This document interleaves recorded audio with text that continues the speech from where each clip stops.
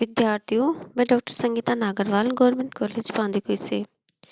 पिछले वीडियो में हम बीए थर्ड ईयर के बच्चों के लिए चर्चा कर रहे थे फ्रांस की क्रांति की। और फ्रांस की क्रांति की चर्चा करते हुए हम बात कर रहे थे 1848 की फ्रांस की क्रांति से पूर्व क्रांति की ऐतिहासिक पृष्ठभूमि की और 1830 की क्रांति की। उसके बाद हमने चर्चा करी थी कि किस तरह से लुई फिलिप फ्रांस का शासक बना और लुई फिलिप ने किस तरह से कौन सी नीति अपनाई और शासन के बाद उसके सामने कौन कौन सी कठिनाइयाँ आई। और हमने ये भी बताया था कि लुई फिलिप की मध्यम वर्गीय नीति किस तरह से क्रांति के लिए एक कारण साबित हुई। आज हम चर्चा करेंगे लुई फिलिप की अन्य नीतियों की जो 1848 की क्रांति के लिए जिम्मेदार थी। तो सबसे पहले हम चर्चा करते हैं मध्यम मार्ग की नीति की चर्चा हम पहले ही कर चुके हैं। आज चर्चा करेंगे हम लुई फिलिप की गृह नीति और लुई फिलिप की विदेश नीति के बारे में। तो आइए सबसे पहले हम देखें लुई फिलिप की गृह नीति। तो लुई फिलिप जो केवल वैध राजसत्तावादियों एवं उच्च मध्यम वर्ग के समर्थन पर निर्भर था, किंतु वह अपनी इच्छानुसार अपना मंत्रिमंडल बदलता रहा। कभी वह प्रगतिवादी दल का मंत्रिमंडल बनाता तो कभी रूढ़िवादी दल का। यदि किसी कारण से कोई मंत्रिमंडल उसकी नीति से सहमत नहीं होता तो उसे हटा देता। इस प्रकार धीरे धीरे वह स्पष्ट रूप से स्वेच्छाचारी बनता गया। वह स्वयं को केवल वैधानिक शासक नहीं बनाना चाहता था, वरंतु वह स्वयं शासन करना चाहता था। वह नहीं चाहता था कि उसके मंत्री अपने कार्यों में स्वतंत्र रहें। तो सबसे पहले उसने अगस्त 1830 में ड्यूक डी ब्रोगली के नेतृत्व में मंत्रिमंडल बनाया। इससे पहले पॉलिग्नेक फ्रांस का प्रधानमंत्री था, जिसे बाद में जुलाई 1930 को हटा दिया गया था। और उसके बाद लुई फिलिप ने अगस्त में ड्यूक डी ब्रोगली के नेतृत्व में मंत्रिमंडल बनाया। अक्टूबर 1830 में पेरिस में दंगा हो गया क्योंकि जनता पुराने मंत्रियों को दंड देने तथा हॉलैंड के विरुद्ध बेल्जियम की सहायता करने की मांग कर रही थी। मंत्रिमंडल इस दंगे के विरुद्ध दमनकारी नीति अपनाना चाहता था, किंतु लुई फिलिप तैयार नहीं हुआ। अतः ब्रोगली ने त्यागपत्र दे दिया। इसके बाद नवंबर 1830 में लफायेत के नेतृत्व में प्रगतिवादी मंत्रिमंडल बनाया, किंतु बेल्जियम संबंधी नीति पर मतभेद हो जाने के कारण उसने भी त्यागपत्र दे दिया। ये फ्रांस में 5वें नंबर का प्रधानमंत्री था। इसके बाद मार्च 1831 में कैसिमीर पेरियर का रूढ़िवादी मंत्रिमंडल बना, जिसने गणतंत्रवादियों के प्रति दमनकारी नीति अपनाई। अक्टूबर 1832 में कैसिमीर पेरियर की मृत्यु हो जाने पर मार्शल शूल का मंत्रिमंडल बना, यानी मार्शल शूल फ्रांस का प्रधानमंत्री बना, जो कैसिमीर पेरियर का सहयोगी था। इसने भी गणतंत्रवादियों का दमन किया, किंतु उनकी गुप्त समितियां कार्य करती रही। मजदूरों में असंतोष के कारण दंगा हो गया। हिंसा को रोकने के लिए दमनकारी नीति अपनाना आवश्यक हो गया। सितंबर 1835 में विरोधी दलों का दमन करने के लिए कठोर नियम बनाए गए, जिससे गणतंत्रवादियों की शक्ति समाप्त हो गई। इस दमनकारी नीति के कारण मंत्रिमंडल में फूट पड़ गई तथा कुछ कठोर मंत्रियों ने अपना अलग दल बना लिया। लुई फिलिप ने इस तृतीय दल को प्रोत्साहन दिया क्योंकि वह स्वयं मंत्रिमंडल की बढ़ती हुई शक्ति से चिंतित था। मंत्रियों की आपसी फूट के कारण फरवरी 1836 में सूल ने त्यागपत्र दे दिया।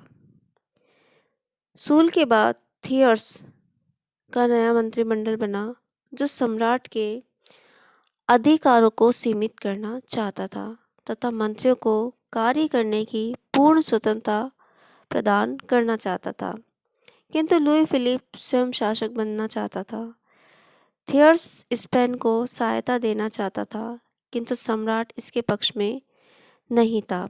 अतः सितंबर 1836 में थियर्स ने भी त्यागपत्र दे दिया। अब लुई फिलिप ने अपने मित्र मोल को प्रधानमंत्री बनाया, जिसका निम्न सदन में बहुमत नहीं था। वह केवल सम्राट के समर्थन से मंत्री बना था।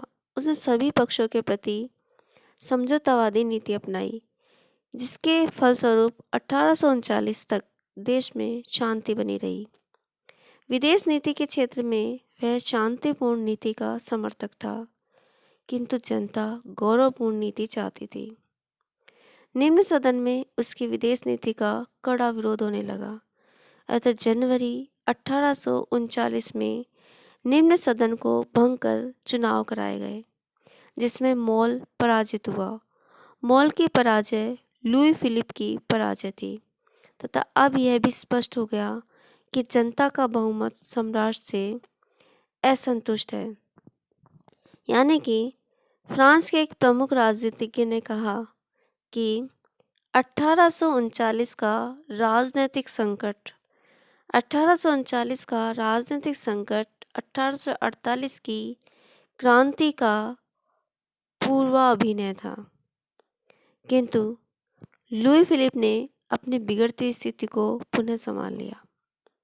उसने मई 1848 में मार्शल शूल को दूसरी बार प्रधानमंत्री बनाया, किंतु वह अधिक समय तक कार्य नहीं कर सका और उसे फरवरी 1840 में त्यागपत्र देना पड़ा। मार्च 1840 में थियर्स को दोबारा प्रधानमंत्री बनाया, किंतु मिस्र के मेहमत अली को समर्थन देने के प्रश्न पर जनता भी उससे नाराज हो गई तथा सम्राट ने उसकी नीति अस्वीकृत कर दी। अतः अक्टूबर 1840 में उसने त्यागपत्र दे दिया। थियर्स के पश्चात पुनः मार्शल शूल को मंत्रिमंडल का अध्यक्ष बनाया गया, यानी मार्शल शूल तीसरी बार प्रधानमंत्री बना। किंतु मंत्रिमंडल का वास्तविक नेता गिवजो था, जो 1848 में लुई फिलिप के पतन तक अपने पद पर कार्य करता रहा। गिवजो के सिद्धांत लुई फिलिप के समान थे। वह समानता के सिद्धांत को भ्रामक मानता था तथा मजदूरों की स्थिति सुधारने के लिए कानून बनाना राज्य का कर्तव्य नहीं मानता था।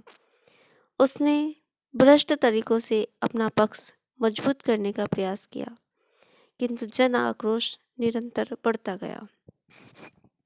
लुई फिलिप ने अपनी आंतरिक नीति में आर्थिक और सामाजिक सुधारों की ओर विशेष ध्यान दिया, परंतु इस आंतरिक नीति से मजदूरों, किसानों और साधारण व्यक्तियों को कोई लाभ प्राप्त नहीं हुआ।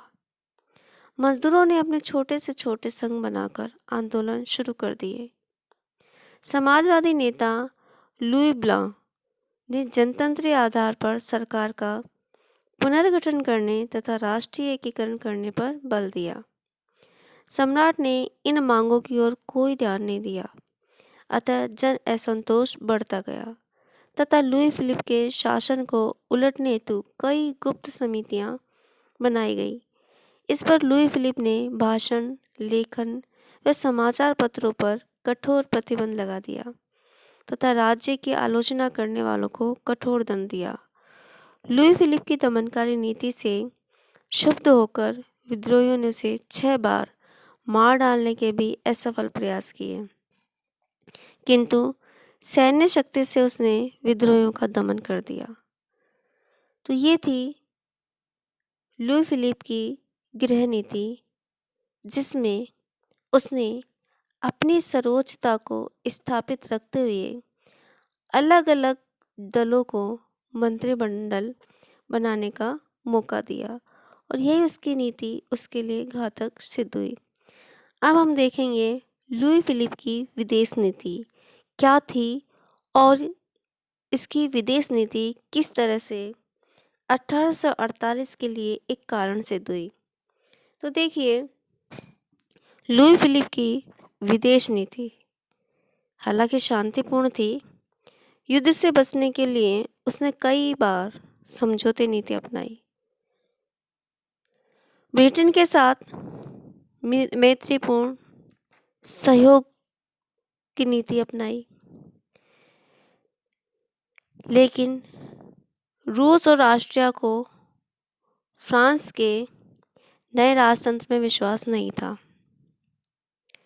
इसके विपरीत फ्रांस की जनता गौरवपूर्ण एवं क्रियाशील नीति चाहती थी।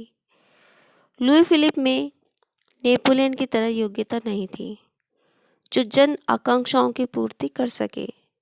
उसने बेल्जियम, पोलैंड, इटली, मिस्र, स्पेन और स्विट्जरलैंड के प्रति जो नीति अपनाई, उससे फ्रांस की जनता अत्यधिक रुष्ट हो गई। तो अब हम देखेंगे कि इन देशों के प्रति उसकी ऐसी क्या नीति रही जिससे फ्रांस की जनता उससे क्रोधित हो गई। तो सबसे पहले हम बात करें बेल्जियम की। बेल्जियम का क्या मामला था और लुई फिलिप की बेल्जियम के प्रति क्या नीति थी। तो अक्टूबर 1823 में बेल्जियम में क्रांति हो गई थी। फ्रांस की जनता बेल्जियम की स्वतंत्रता की समर्थक थी, अतः टेलेरा को इंग्लैंड भेजकर ब्रिटेन फिर फ्रांस के सहयोग का प्रस्ताव रखा, जिसे ब्रिटेन ने स्वीकार कर लिया। उसके बाद लंदन में 5 बड़े राज्यों रूस, प्रशा, ऑस्ट्रिया, ब्रिटेन और फ्रांस का सम्मेलन हुआ, जिसमें बेल्जियम की स्वतंत्रता को स्वीकार कर लिया गया। किंतु जब लुई फिलिप के द्वितीय पुत्र को बेल्जियम का शासक चुना गया, तो ब्रिटेन के विदेश मंत्री पामर्स्टन ने इसका विरोध किया। तब बेल्जियम की गद्दी ब्रिटेन की महारानी विक्टोरिया के चाचा लियोपोल्ड को प्राप्त हुई। फ्रांस की जनता इससे क्रुद्ध हो गई, क्योंकि उनकी दृष्टि में ये एक अक्षम्य अपराध था। लिप्सन के अनुसार उसने युद्ध से बचकर बुद्धिमानी की, क्योंकि उसका परिणाम बड़ा अनिष्टकारी होता। 1839 में फ्रांस और ब्रिटेन की संयुक्त कार्रवाई के कारण हॉलैंड को झुकना पड़ा तथा बेल्जियम एक स्वतंत्र राज्य बन गया। अब देखेंगे पोलैंड और इटली के बारे में। तो लुई फिलिप के समय पोलैंड में क्रांति हो गई। फ्रांस की जनता पोलैंड के क्रांतिकारियों को सहायता देने के पक्ष में थी, लेकिन लुई फिलिप रूस को अपना शत्रु नहीं बनाना चाहता था, अतः उसने पोलैंड को कोई सहायता नहीं दी। इसी प्रकार इटली की क्रांति के समय भी लुई फिलिप ने जन इच्छा के विरुद्ध इटली को कोई सहायता नहीं दी, क्योंकि इटली को सहायता देकर वह ऑस्ट्रिया से संघर्ष नहीं करना चाहता था। यद्यपि जब ऑस्ट्रिया की सेना ने दूसरी बार पोप के राज्य में प्रवेश किया, तब फ्रांस ने भी अपनी सेनाएं भेजकर अकोना पर अधिकार कर लिया था, किंतु तब तक क्रांति का दमन हो चुका था। लुई की इस कार्रवाई से फ्रांस की जनता उसके विरुद्ध हो गई। अगर वो सहायता देना ही चाहता था तो वो पहले दे सकता था, लेकिन पहले उसने ऑस्ट्रिया से संघर्ष करना उचित नहीं समझा। लेकिन बाद में उसने सेनाएं भेजी, लेकिन तब तक क्रांति का दमन हो चुका था। यदि ये क्रांति के समय सहायता देता तो जनता उसके समर्थन में आ सकती थी। अब देखिए, तीसरा जो रीज़न है वह है मिस्र का मामला। तो मिस्र के पाशा महमद अली ने यूनान के विद्रोह को दबाने के लिए टर्की के सुल्तान महमूद द्वितीय को मदद दी थी, जिसके फलस्वरूप उसे क्रीट का द्वीप प्राप्त हुआ। महमद अली अत्यंत ही महत्वाकांक्षी था तथा वह दमिश्क तथा सीरिया पर भी अधिकार करना चाहता था। नवंबर 1831 में उसके पुत्र इब्राहिम ने सीरिया पर आक्रमण कर दिया तथा सुल्तान की सेनाओं को परास्त करता हुआ कुस्तुनतुनिया की ओर बढ़ गया। सुल्तान ने अन्य यूरोपीय राष्ट्रों से सहायता देने की प्रार्थना की। इंग्लैंड व फ्रांस इस समय बेल्जियम में उलझे हुए थे, अतः रूस ने अपनी सेनाएं भेज दी, किंतु फ्रांस और इंग्लैंड रूस के इस हस्तक्षेप से चिंतित हो उठे तथा फ्रांस ने महमद अली को टर्की के सुल्तान की शर्तें स्वीकार करने का सुझाव दिया, किंतु उसने अस्वीकार कर दिया। अंत में इंग्लैंड व फ्रांस ने टर्की के सुल्तान पर दबाव डालकर दोनों पक्षों में संधि करवा दी तथा महमद अली को सीरिया, दमिश्क व फिलिस्तीन दिलवा दिए। यद्यपि टर्की के सुल्तान ने दबाव में आकर सीरिया आदि क्षेत्र महमद अली को दे दिए थे, लेकिन वह इन क्षेत्रों को पुनः प्राप्त करना चाहता था। अतः अप्रैल 1839 में सुल्तान ने सीरिया पर आक्रमण कर दिया, किंतु उसे परास्त होना पड़ा। जुलाई 1839 को सुल्तान महमूद की मृत्यु हो गई तथा उसके स्थान पर 16 वर्षीय अब्दुल मजीद सुल्तान बना, जिससे टर्की की स्थिति और भी दयनीय हो गई। इधर रूस महमद अली की बढ़ती हुई शक्ति से चिंतित था तथा उसने इंग्लैंड से मिलकर उसकी शक्ति को रोकने का निश्चय किया। दूसरी ओर फ्रांस की जनता महमद अली को सहायता देने के पक्ष में थी। 1840 ईस्वी में रूस, प्रशा, ऑस्ट्रिया और इंग्लैंड ने मिलकर लंदन में एक समझौता किया। रूस, प्रशा, ऑस्ट्रिया और इंग्लैंड ने मिलकर 1840 में लंदन में एक समझौता किया, जिसके अनुसार महमद अली को टर्की के सुल्तान से समझौता करने के लिए बाध्य किया गया। इस सम्मेलन में फ्रांस को आमंत्रित नहीं किया गया, अतः फ्रांसीसी जनता ने इसे राष्ट्रीय अपमान समझा और युद्ध की मांग करने लगी। फ्रांस के मंत्री थियर्स ने इंग्लैंड को धमकी भी दी, किंतु इस धमकी का उस पर कोई प्रभाव नहीं हुआ। इंग्लैंड ने जहाजी बेड़ा भेजकर महमद अली को अनेक स्थानों पर पराजित किया तथा 1841 में उसे लंदन की संधि स्वीकार करने के लिए बाध्य होना पड़ा। फ्रांस की जनता इससे क्रोधित हो उठी और इसके लिए लुई फिलिप को उत्तरदायी ठहराया गया। अब देखते हैं स्विट्जरलैंड का मामला।